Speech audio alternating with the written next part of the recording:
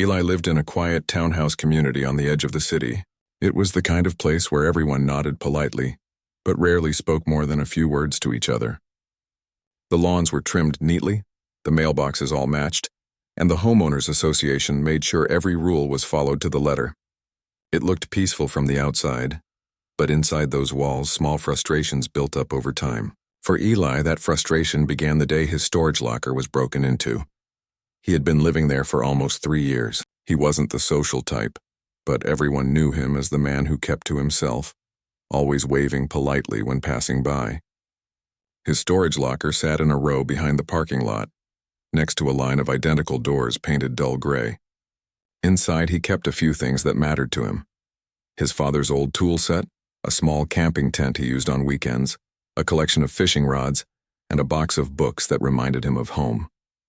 Nothing extravagant, but they held memories. The HOA was always strict about rules. They sent warning letters for anything, leaving garbage bins out too long, forgetting to mow the small strip of grass, or placing an extra chair on the porch. Eli didn't argue much. He just followed the rules, paid his dues, and stayed quiet. But over the last few months, he'd started receiving more letters than ever. One accused him of storing improper items in the common area. Another said his car had been parked too close to the curb. It was endless. He shrugged it off until one Thursday morning when he noticed something odd. As he walked past the storage row to his car, the padlock on his locker was missing. His stomach sank. He rushed over and pulled open the door.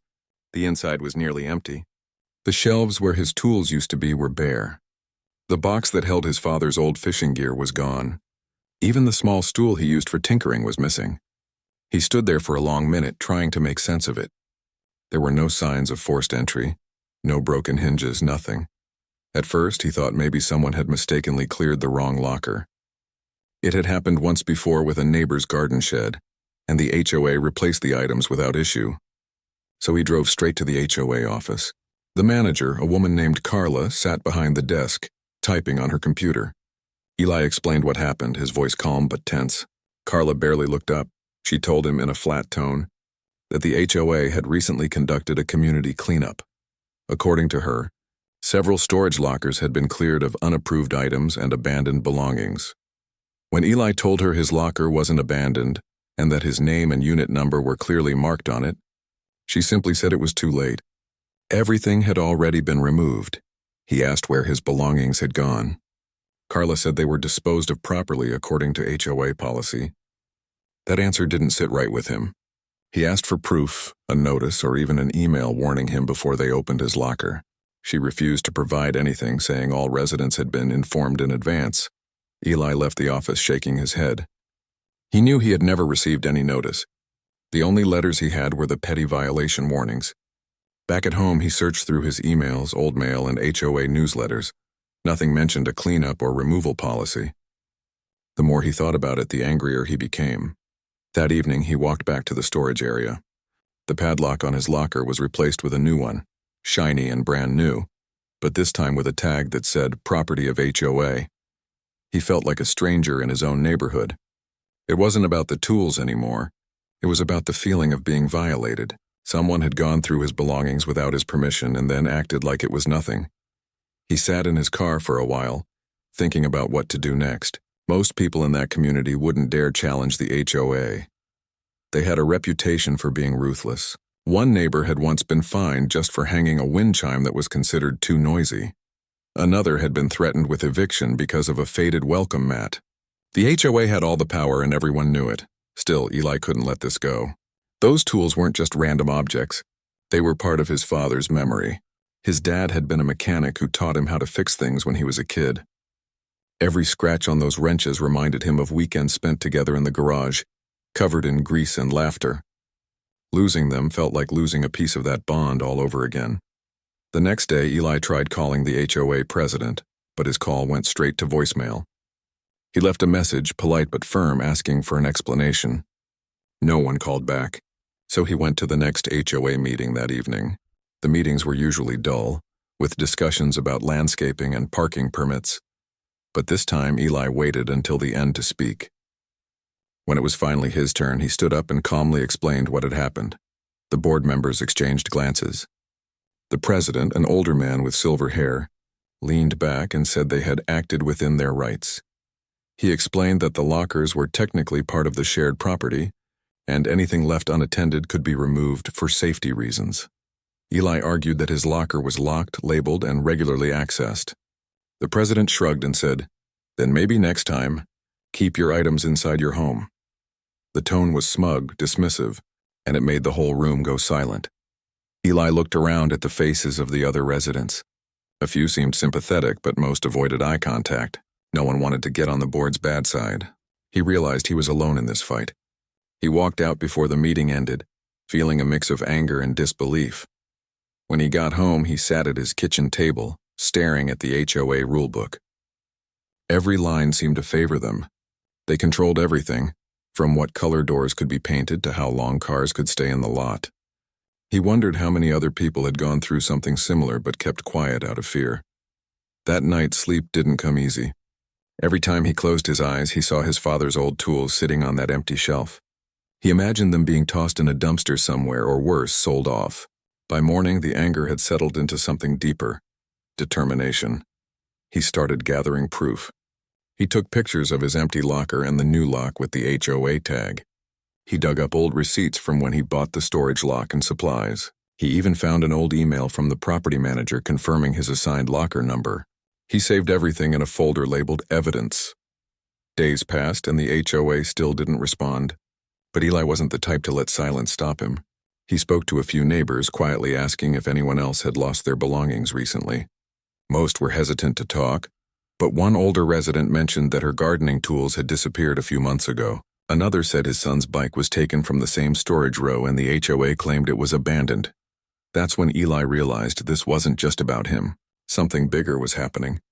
The HOA had been clearing people's belongings for a while and no one was questioning it. He started keeping notes, dates, names, and small details from every conversation. Every piece of information felt like another piece of a puzzle. Still, he couldn't shake the helplessness he felt. The HOA acted like they were untouchable. Late one evening, he decided to walk through the community again. The lights near the storage area flickered dimly. As he passed, he saw a truck parked behind the building with boxes loaded in the back. Two men were talking quietly near it, wearing HOA maintenance shirts. Eli stayed hidden, watching as they lifted a few more boxes into the truck. He couldn't see what was inside, but something about it felt wrong. He waited until they drove away and then checked one of the storage units they had just been near. It was open, half empty, and filled with items that looked like they belonged to different residents. Garden hoses, bicycles, old furniture. None of it looked abandoned. It looked taken. That moment confirmed everything he suspected. The HOA wasn't cleaning up. They were taking people's belongings under the excuse of maintenance. He didn't know what they were doing with them yet, but he was determined to find out. When he went home that night, he opened his notebook and wrote one line across the top. "They broke into my locker, but they picked the wrong person this time." He didn't know exactly what his next move would be, but he knew one thing for sure. He wasn't going to stay quiet anymore. The next morning, Eli woke up with one thought in his mind. He needed to find out exactly what the HOA had done with his belongings. He wasn't sure where to start, but he knew sitting around wasn't going to help. As he drank his coffee, he opened his laptop and started searching through the HOA's website. It was full of neatly written rules, community updates, and financial reports that didn't really explain much. There was no mention of where removed property was stored or what happened to it. He decided to call the HOA office again.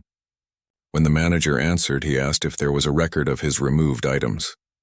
Her tone was dismissive, saying that once items were discarded, the HOA wasn't responsible for keeping any records. When Eli pressed for details, she told him that if he kept harassing the board, they might issue him a violation notice for disruptive behavior. That was the final push he needed. He realized arguing with them directly wouldn't work. They were used to intimidating people. He needed proof, something undeniable. So that afternoon, he walked over to the area behind the maintenance shed where he had seen the truck the night before. The ground still had fresh tire marks leading to a narrow gate at the back of the property. It wasn't a route residents were supposed to use, but it looked like the maintenance staff went in and out frequently. Eli followed the tracks to the other side, where the road led to a small storage lot behind a row of old warehouses. The gate was locked, but he noticed something. Stacked inside near the fence were a few boxes that looked oddly familiar. From a distance, he could see the corner of a fishing rod poking out of one of them. His heart pounded. He quickly took a few photos on his phone before heading back home. That night, he went through the pictures carefully. He zoomed in on the boxes and noticed a faded label on one of them, his name still visible in marker. It was the same box he used to keep his camping gear in. There was no question about it. The HOA hadn't discarded his belongings. They had moved them somewhere else. Over the next few days, he quietly started gathering information. He talked to a few neighbors he trusted and asked if they had noticed anything strange. One of them, a young couple who lived 2 doors down, mentioned that their extra chairs had disappeared from their storage area last month. Another neighbor said his lawnmower was gone too. The HOA told them it had been donated. The word donated stuck in Eli's mind. Who was receiving these donations? He decided to visit a few nearby thrift stores to check. The first 2 shops didn't have anything familiar, but at the third one, a small place near the edge of town, something caught his eye. Hanging near the back wall was an old fishing rod with a cracked wooden handle. It was exactly like his father's. He walked closer, his chest tightening, and there it was. His father's initials scratched faintly into the handle. He asked the cashier where the item had come from. The woman shrugged and said they bought it from a weekend seller who brought in a load of items every few weeks.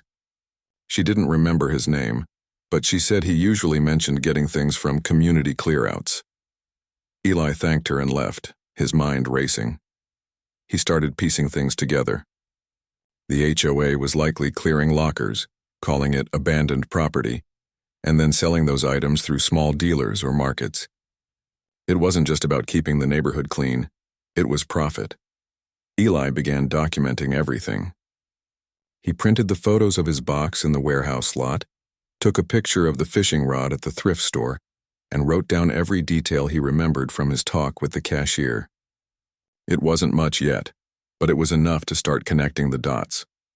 One evening, while reviewing the HOA's bylaws again, he noticed something important. The rules clearly said that if property was considered abandoned, the HOA had to send a written notice and hold it for 30 days before disposal. That had never happened. He realized they had broken their own policy. That meant everything they took wasn't just unethical, it was illegal. Eli decided to attend the next HOA meeting again, but this time he came prepared. He printed out copies of the bylaw section about abandoned property and kept them neatly in a folder. When the meeting began, the board members looked uneasy as he walked in. He waited until the open discussion part, and then stood up, calm but firm. He began by asking a simple question. Can the board confirm how many storage lockers were cleared during the last cleanup? The president shifted in his chair, clearly uncomfortable. One of the board members said they didn't have the exact number. Eli then asked where the removed items were taken. Another board member claimed they were donated. Eli held up one of his photos showing his box sitting in the warehouse lot. The room went silent. He explained how he had followed the trail and found his own belongings stored outside HOA property. The president tried to interrupt him, but Eli didn't stop. He laid out the HOA rule that required written notice before removal, and then asked for proof that any such notice had been sent. No one had an answer. A few residents in the room started murmuring. One older man raised his hand and said he also lost a bike from his storage locker without any notice. Another woman said her patio furniture had vanished the same week. Within minutes, the entire meeting had turned into a wave of complaints. The president tried to restore order, saying Eli was misleading everyone, but it was too late. The residents were finally speaking up. After the meeting ended, a few neighbors approached Eli outside. They thanked him for standing up. Some of them offered to share their own stories or photos of missing items. It was the first time Eli felt like he wasn't alone in this fight. He spent the next week talking to people around the neighborhood, listening to what they had lost. One woman said she had filed a police report months ago, but nothing came of it because she didn't have proof. Another said she saw a man loading furniture into a truck late at night, but didn't want to get involved. It all pointed back to the same thing. The HOA board had been quietly taking people's belongings for months, maybe even longer. Eli knew he needed more than stories. He wanted something solid that couldn't be denied. So one evening, he parked his car near the warehouse lot again, this time with a small dash camera recording through the window. He waited. Around 9 o'clock, a truck pulled in. Two men wearing HOA maintenance shirts started unloading boxes from the back.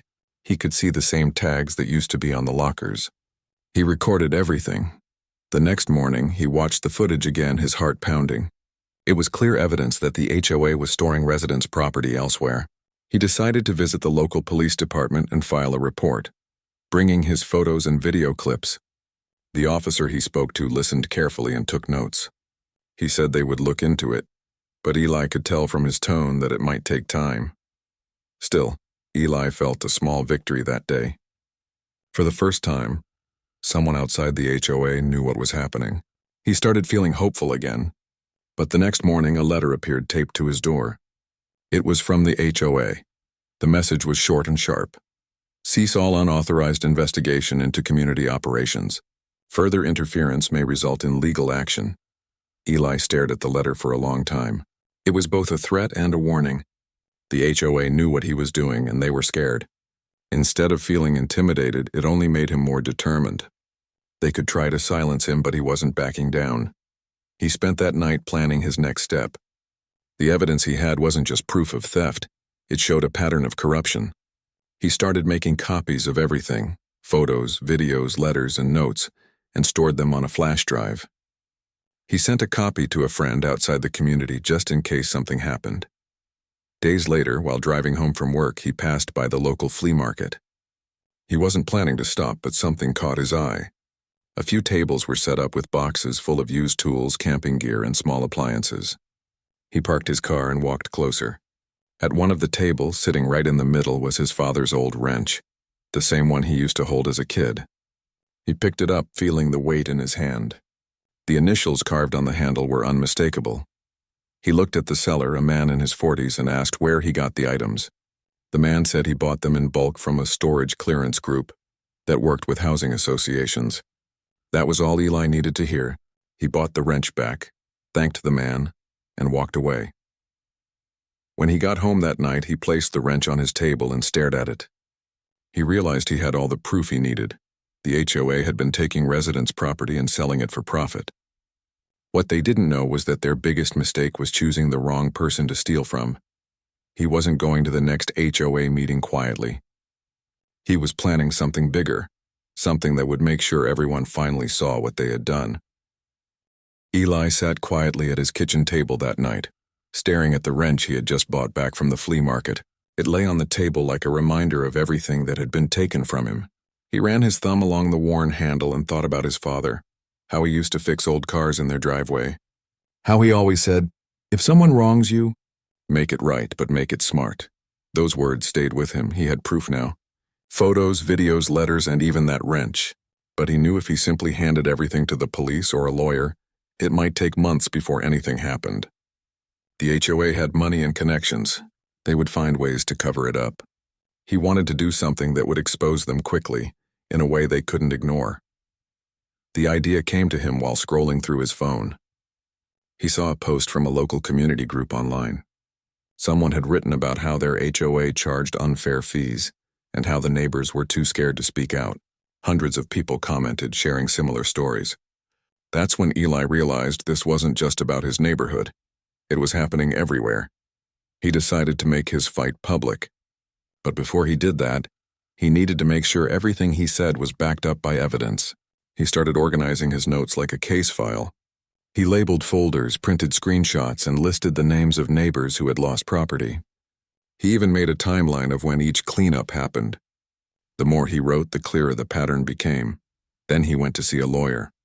Not to hire one yet, but just to ask questions. The lawyer was a kind, middle-aged man who listened patiently as Eli explained everything, from the first day his locker was broken into, to the threat letter taped to his door. When Eli showed him the photos and videos, the lawyer leaned back in his chair and said quietly, "What they did isn't just wrong, it's illegal." He explained that the HOA had no right to seize property without notice, and selling it for profit could be considered theft. That confirmation gave Eli confidence.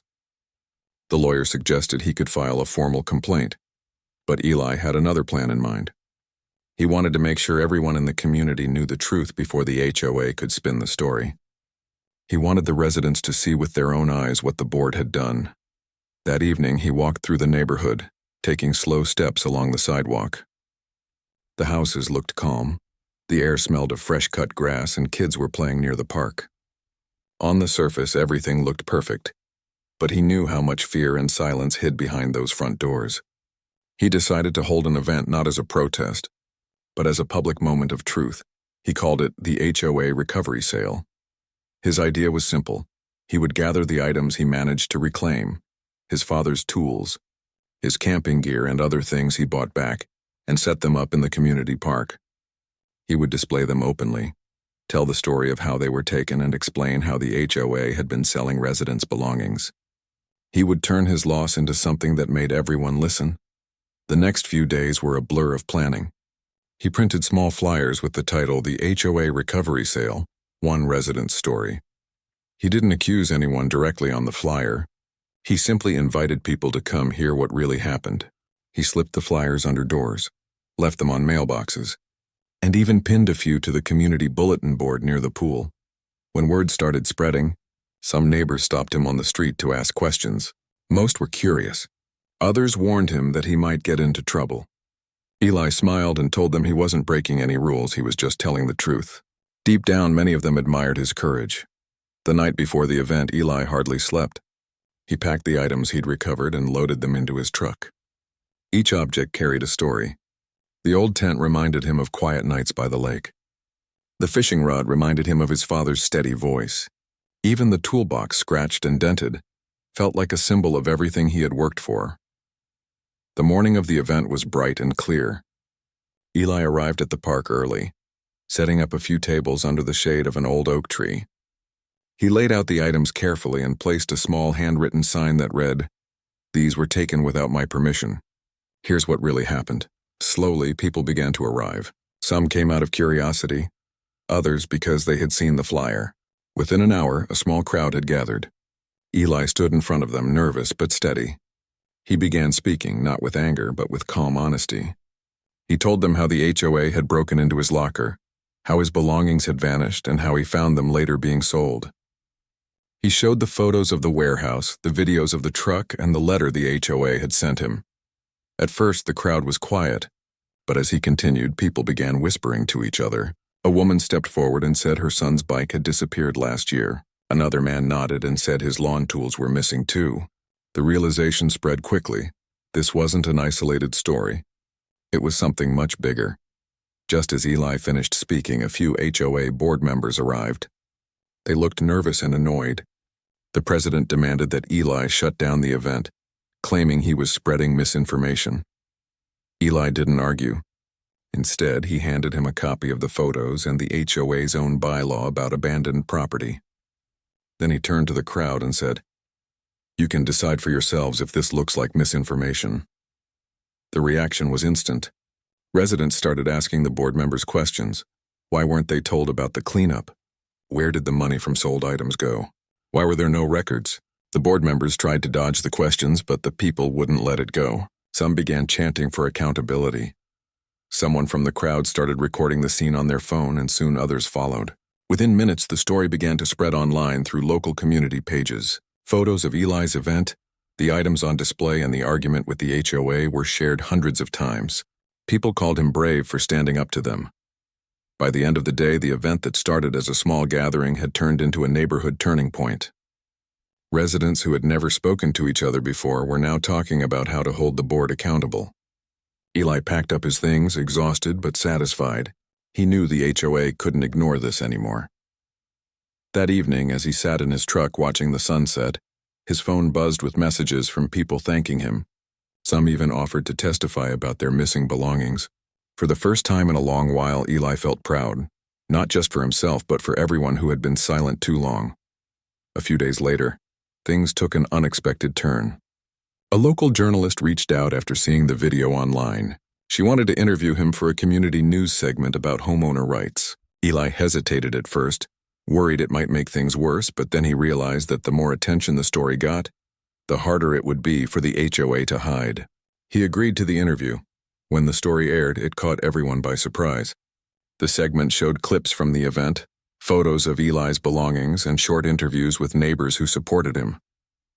The title of the story flashed across the screen: Resident exposes HOA for seizing personal property. It spread quickly across social media, drawing support from people across the city. The next HOA meeting was unlike any before. The community hall was packed, with people standing at the back and even outside the door.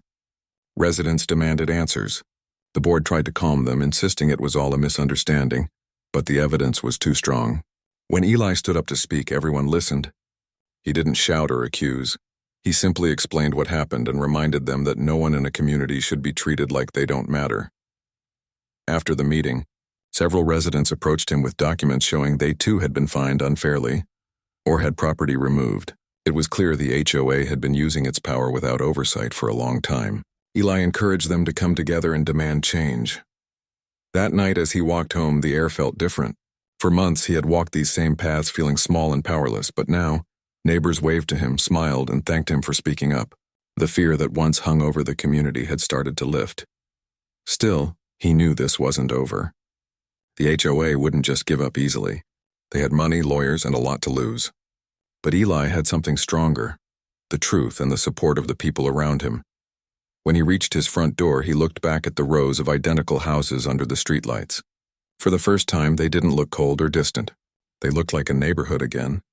And he knew this was just the beginning. He had taken the first step in exposing the truth, but the next step would be about justice, making sure those responsible answered for what they did. And this time, he wasn't fighting alone. The morning after the confrontation, the man barely slept. His mind kept replaying the scene in the HOA office. The stunned faces, the phone cameras clicking, and the look of disbelief from the board members when he told them he'd already sold everything they took. He sat on his porch with a cup of coffee, watching the quiet neighborhood wake up. Dogs barked, sprinklers hissed, and people drove off to work as if nothing had happened. But for him, everything felt different now. It wasn't about the money anymore. It was about respect. For months, he had been treated like a problem, like some kind of nuisance for not fitting the HOA's perfect image of the community. But now the power had shifted, and they knew it. Later that day, a white SUV pulled up in front of his house. He recognized it immediately.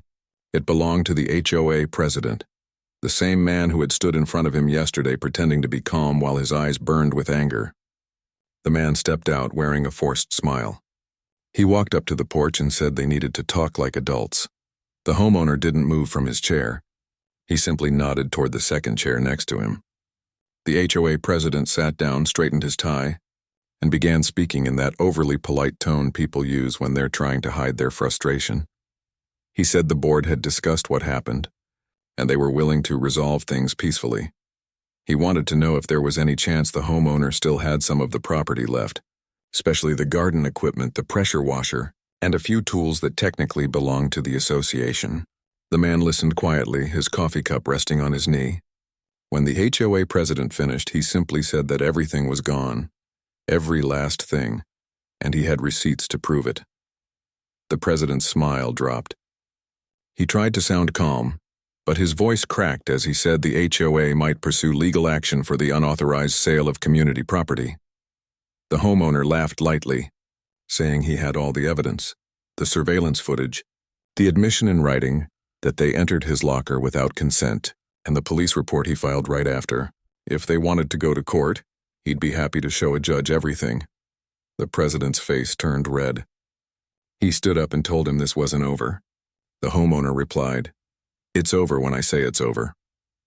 Then the man walked back to his SUV, slammed the door, and sped off. Over the next few days, the story spread across the neighborhood. It was like a wildfire. Everyone knew, everyone whispered. Some residents quietly supported him, stopping by to drop off cookies or say they admired his courage. Others avoided eye contact, afraid to be seen talking to him in case the HOA found out.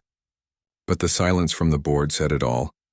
They were embarrassed, cornered, and trying to figure out how to handle the mess. A week later, he received an email from the HOA's attorney asking for a settlement discussion. The message sounded polite, but the tone was desperate. They offered to pay him a small sum if he agreed to sign a document promising not to sue or publicly discuss the incident anymore. He stared at the email for a long moment, then smiled and closed it. He wasn't going to settle for silence. Instead, he called a local news reporter he'd spoken with before about unfair HOA practices. He shared his story, marking every detail, every picture, every document.